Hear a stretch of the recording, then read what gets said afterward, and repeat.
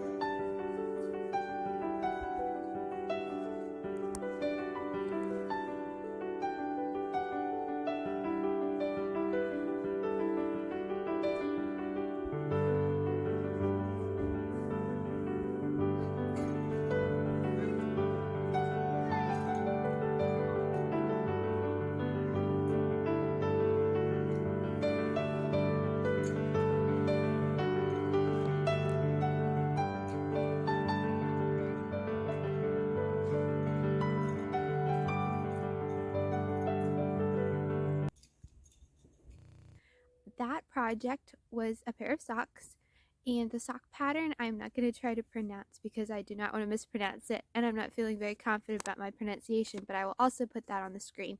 And it was designed by Amelie Designs, and this is a free pattern on Ravelry, and I was so impressed with this pattern. It is a toe-up sock, which was new for me. I have knit a number of pair of socks, but I've been a pretty strict cuff-down knitter when it comes to socks, and I wanted to push myself and try a toe-up sock pattern, and this is the one I chose. For yarn, I used Malabrigo Sock yarn in the color Wales Road. I'll see if I can put a picture up here too, as I don't have it with me.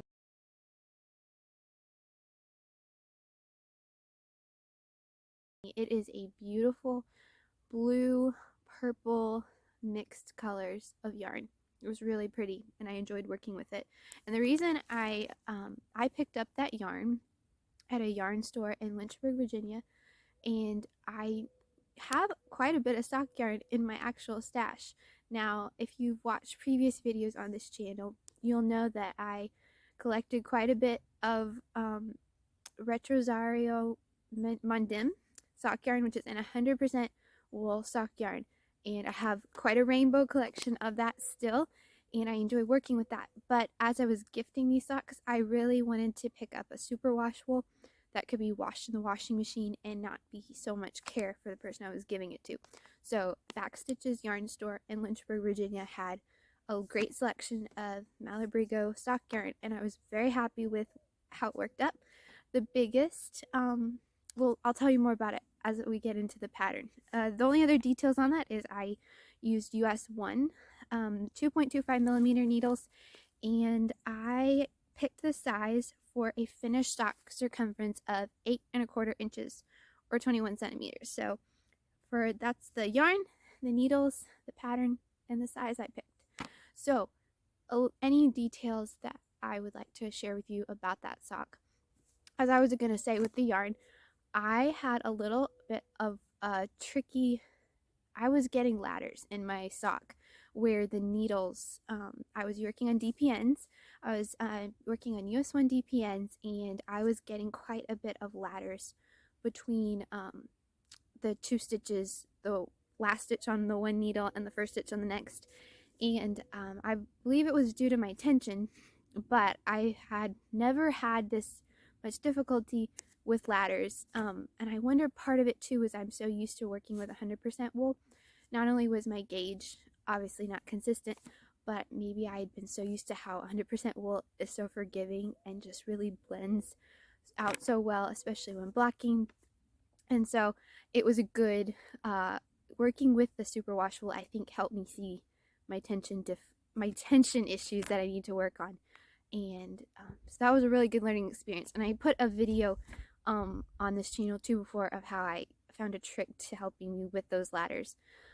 If I'll leave that link below if anybody's interested in how I resolved that little situation. What else do I have to share about these socks? I really enjoyed the pattern. It was really well written. For every size, there was a different chart, which I really like. I find patterns that have a chart for each size when there's a lot of, when there is some, it's easier when you're knitting. I find I'm not checking so much, and it really just makes the whole knitting process a lot smoother when there's a separate chart and I'm not worrying about reading the chart for the section of chart that's for the other size, or in a hurry and missing something. It was really nice to have a whole chart for the size that I had picked, that I wasn't worrying about, reading or doing a wrong stitch. It was very easy to follow. I loved the cables, and I'll put a picture in right here on the back of the leg. That was just a really neat detail, and I really liked it. The thing I did modify was it called for a picot cuff, and I was having some trouble with my picot cuff. I'm still wanting to master the picot cuff, but my cuffs were kind of rolling down, and I want to play around with why that was happening more. But I got to the point where I just really I needed to get these socks to the person I was making them for, and the picot cuff wasn't looking nice, so I took that cuff out and I went with a 2x2 rib. I was just had to think about it. I did 2x2 rib, but I wanted to do a tubular bind off to make a very stretchy bind off for around the ankle, where the cuff, where you were going to be pulling your sock on. And so at the end of the 2x2 2x2 ribbing, I switched to a 1x1 ribbing, and then I did a tubular bind off. So I was very happy with that. It was a very stretchy cast off, and I was able to finish those pair of socks. And I actually am wanting to cast on. If you were wondering how much I enjoyed knitting that pair, I'm waiting to cast on another pair, but I'm trying to have self-control and finish some other projects that I'm going to share with you before I do that.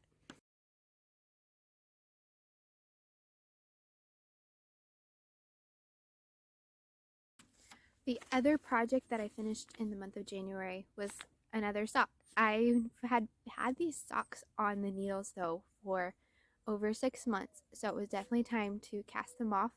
This was actually a pair of socks that was created while I was working on designing my Virginian Pine Socks pattern, which I will leave a link down to below. And that pattern, I was still in the figuring out stage, and I casted on this sample that I was playing around with different colors with the intent of it fitting my youngest brother, he'll be turning 13 this year.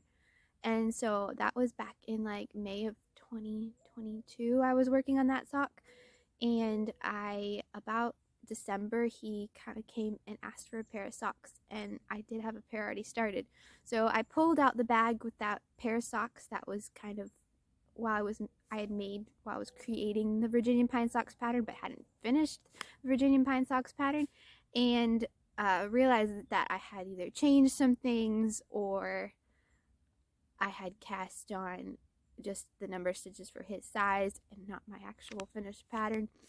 I'm not really sure what happened, and that was a lesson for that project, is don't knit a pair of socks and have 6 months or more span between the time you finish the first sock and work on the second sock, because you might be surprised, especially if it was a pattern you were like working on and still tweaking and adjusting.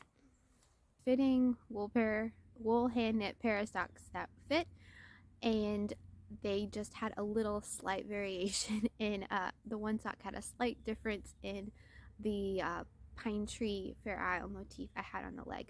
It was like this little part of it was a little bit different than the other sock.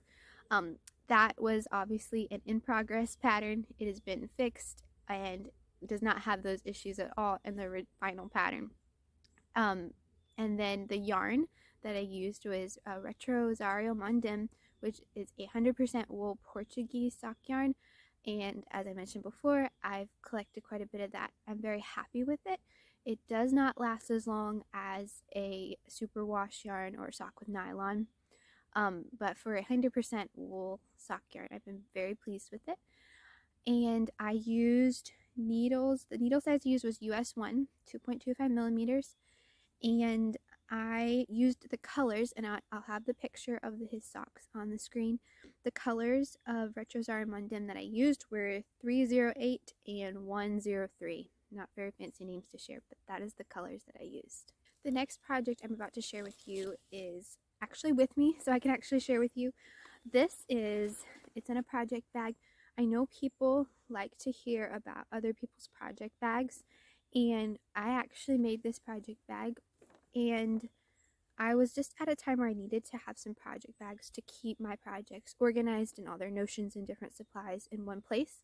But I wasn't at a place where I wanted to spend the money to buy some bags at that time. I love buying bags and other people's products, but at that time it wasn't in my spending money. And I really enjoy Erica Ardent, and I will leave a link to her below. Has some amazing tutorials on making your own project bags. There are so many different styles and tutorials you can choose from. This is the squishy project bag, and I wouldn't consider myself an advanced sewer. I would say maybe an intermediate sewer, but more of a like at the end of a beginner sewer. I don't sew as much as I do knit, and her tutorials are so clear and easy to follow, and they just make you feel like you can make all these cool things.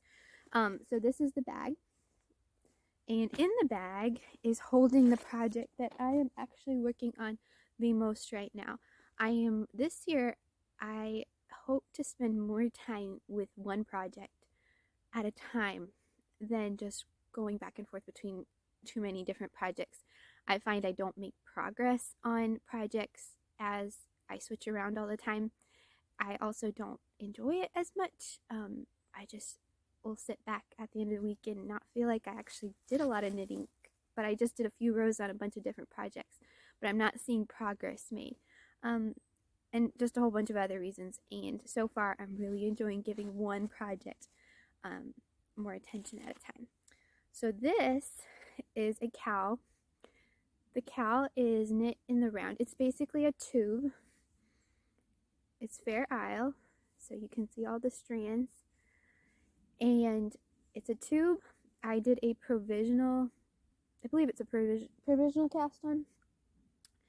If I did something different and I'm forgetting, I'll make sure I clarify it on the screen. But I did a provisional cast on, and I'm working this beautiful Fair Isle motif in a tube, and then we'll connect them later at the end. The pattern, before I get too far ahead of myself, is, I'm looking down at my notes, 2-color Tapestry Cowl by the Woolly Thistle, which I have ordered yarn from, and very appreciate them providing European yarns in the US. It's been so nice to have that resource. But this is a pattern that they sell on their website, and I had looked at it a number of times and was just really loved how lovely this Fair Isle pattern is, and knew I would just enjoy working on it, as well as I find cowls are one of the most practical. I mean, hats are very practical and sweaters are, but in our family, I have a couple cowls that I made years ago. They're very old, and a lot of them are made with acrylic yarns, and now I work with a lot more wool, so it's probably time to give our collection a wool cowl, but we wear them all the time if someone's going outside in the spring, if it's cool still, or a lot in the fall and winter. I just really like cowls, and I find them very practical. So I was not only excited to enjoy knitting this Fair Isle beautiful motif that is on this cowl, but I'm also excited how useful it's going to be. One thing is, when I started doing knitting on this, and like I said, provisional cast on, I'm planning on joining them together, kind of more like grafting them together in the end. I was catching my floats at the very beginning, but then I realized, it's a tube, I probably don't need to do that, and so I stopped doing that, and I'm enjoying that. It's a little bit one less thing to think about while I'm working on it. But this is my main. I pick this up in the evenings right now, and I try to get at least a few. I'm trying to do at least a few rounds a night, and I'm really enjoying it. It feels like painting, so it's just very relaxing to work on. And so this is my main project I'm focusing on, and I'm hoping to finish this by the next time I record next month's recap. So for colors and for needles, because I only told you about the pattern, the yarn is Retrosario Mondim in the brown kind of mocha colorway, which is called, it's Retrosario Mondim Heathered Brick, and the number is 302.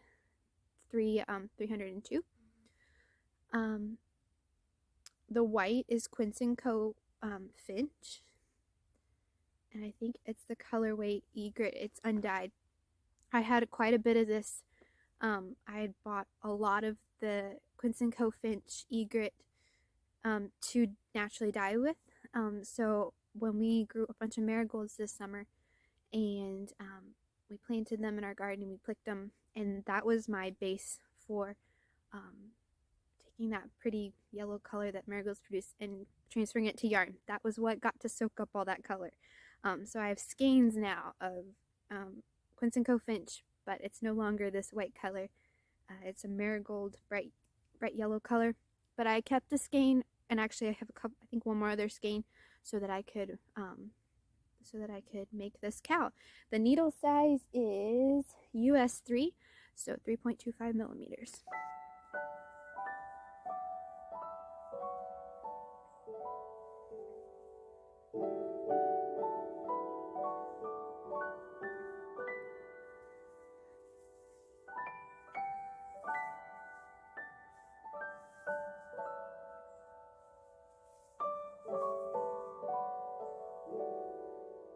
The next project that I am working on in January is the Buttonside Sweater by Jennifer Dassiou. And that is from a book called Knitting Short Rows, Techniques for Great Shapes and Angles. That is by Jennifer Dassiou. And I'll hold it up, but I know it's going to be, the words are going to be flipped around. But that's what it looks like. If you, again, watched in a previous video, I was talking about, I had mentioned I had cast on this sweater and my excitement over this book and learning more about short rows. And the Buttonside Sweater is the first project I decided to cast on. And it is a top-down sweater that is saddle shoulder construction. So here's your saddle, and then you pick up stitches, cast on, pick up stitches along. This is the back. And then you work down, you shape for the armholes, and then it has this really neat ribbed, it's not ribbed, it's like, well, it's kind of like pearl bump sections. Let me see if you can see that. It's a very nice textured pattern that you work, and you come down here and you use short rows. German short rows. That was the short row technique that this pattern demonstrates. German short rows to turn, as well as your binding off, and you get kind of this almost, I think it kind of looks like a, whoops, let me see, like a braid almost. So by doing German short rows and binding off, you kind of make this curved hem, and I am really excited about this. This is going to have buttons down the side. These are the button bands down on the sides. The front piece will have the buttonholes, I believe. And so yes, the German short rows are used with the bind off to turn and make this curved hem, but there also is short rows to do some shaping to raise up the back neck. I don't know if it'll show, to do that back neck shaping. That is so helpful. And I'm very excited about this pattern. I am using Knit Picks Wool of the Andes, which I had bought a sweaters quantity of a little while back. It's the Knit Picks Wool of the Andes worsted in the color Evergreen. I really like how Wool of the Andes is a 100% wool that I found very durable. Most projects I've made with it last. And also very affordable for like a sweater quantity. So I'm really enjoying this knit. So, and the needle size I use is actually a US 2, so a 2.75. That is, I did go down, actually, I think a needle size or 2 Actually, I'm going to check real quick and see what needle size she recommended. So yes, it is recommended to use a US 5 needle, and I went to a US 2. And part of that is because she also calls for, in the Buttonside sweater, you to use a DK weight yarn, and I used a worsted weight yarn. And I was not only was I trying to work with what I had, and I thought that the wool of the Andes would work with that pattern. It is, I will admit, it is tighter. It is a very tight gauge. It's not uncomfortable to work with, but it does take a little bit more work with my hands. But I'm actually really happy with it. The fabric is very tight and warm, and it's not like it's not dreadful on my hands to work with. It is a little bit more tensed and a little harder on my hands, but I'm actually very happy with how durable, and it's not stiff. It's still very it's got relaxed to, and I'm actually excited once I block it. I think it will even more, but it does have a little bit more structure, and it really is it's not a porous fabric, so I think it's going to be a very warm sweater. I am really hoping to get back on this sweater soon, but as I said, I'm trying to work on one project at a time, so I think this will be getting picked up soon, but I need to finish a few more projects. So the next pattern that I worked on in January is actually another pattern that I've been kind of making up. It's not a design yet at all that I have on Ravelry or to share, but it is one that I am just kind of coming up with and figuring out what I like and what I think is helpful, and which actually is a good design. So it's a pair of fingerless gloves, and it is made with Knit Picks palette, and these are the colors that I'm currently working with. This color, let me look at my notes so I don't say it wrong. This is Autumn Heather, this is Clover, and this is, I think, just white. Yep, just white. And I picked these colors because I had them in my stash. I didn't have the white, but I had these two colors in my stash. I obviously had to get more, but I wanted to work with something I already had, and I was making a pair of fingerless gloves because my dad had requested a pair. He works on computers, and he just works a lot with his hands, so whether it's outside or on computers, and when it gets cold, you want something warm in your hands, but you need your fingers moving. So fingerless gloves are perfect for him. And so I had that idea of a fingerless gloves that is going to keep your hands warm, let your fingers move. I had these yarns. I ended up using a size US 2, 2.275 again, millimeter needle, and created a fingerless glove that looks like this. Let me find it. Here we go. This is the first of the pair. It's not a pair yet. This is what I came up with. So I wanted something warm, so I ended up doing another Fair Isle. That just seems to be my go-to when I want something warm, because you get that double layer of fabric on the inside because you're carrying two yarns. It's actually not completely Fair Isle. It was supposed to be Fair Isle, but in this section, because I knit the thumb gusset with the green color, I ended up carrying that yarn along the back, so I don't think that's technically Fair Isle. It's color work, but it's not Fair Isle. It's using more than 2 in a row. And these are actually not for my dad. These have ended up being for my mom, as I've been playing around with ideas and gonna knit my dad another pair. So far I'm very happy with the overall design in terms of I did a tubular cast on, I did a 1x1 rib, I knit the hand in this Fair Isle, this checked Fair Isle. I did include this little section, which I'm not sure I actually like very much. It was supposed to be inspired by a lot of the hoof prints that you see on trails around here in our rural area when you're rocking around. I'm not sure if I actually like that as much, but I do like how this warm checked fabric is. Thumb gusset, and I did another 1x1 ribbing at the top of the hand and the thumb, and tubular bind off. So what that hopefully allows, I did knit this a lot longer than I've seen most fingerless gloves, so that you could actually pull it up, and it's almost like a mitten. So your thumbs are closed and your fingers are closed. They are open at the top, but that you could actually pull them up. And like, it's cold right now, and this is really nice to actually have it covering to the tops, because I see a lot of fingerless gloves cut off here.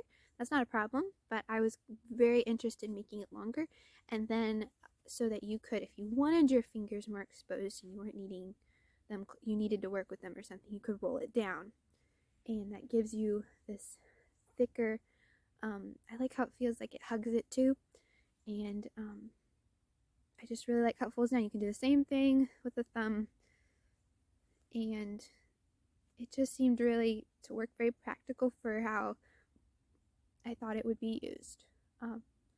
So I'm very happy with it. It's very comfortable. I really like this yarn, again, Knit Picks palette. I really like the checked color work. I'm not so sure about this section. I have a feeling my dad's will just be the checked color work with the tubular cast on, the ribbings, tubular bind off. I was very happy with doing a tubular cast on and bind off. I would love to hear if you would like to share your thoughts on tubular cast on and bind offs below. Have you done them? Do you like them? I'm really liking them these days, and once I do them on a number, like a couple of times now, like I'm kind of doing it here, on lots of different places on those socks that I told you about at the very beginning of this video, it kind of has a rhythm to it, and I do really like it. So I'm working on this gloves pair right now, and these will be from my mom, and my dad also needs a pair. So once I think I make some, maybe I'm at the end of that cowl, I'm hoping to get back on finishing up these so that they will get some use this winter. I better hurry. February's already here, so yeah, that is the fingerless gloves I've been working on. So that was a recap of the knitting projects I worked on in the month of January 2023. I look forward to sharing with you next month, Lord willing, what projects I worked on, and happy knitting and blessings to you.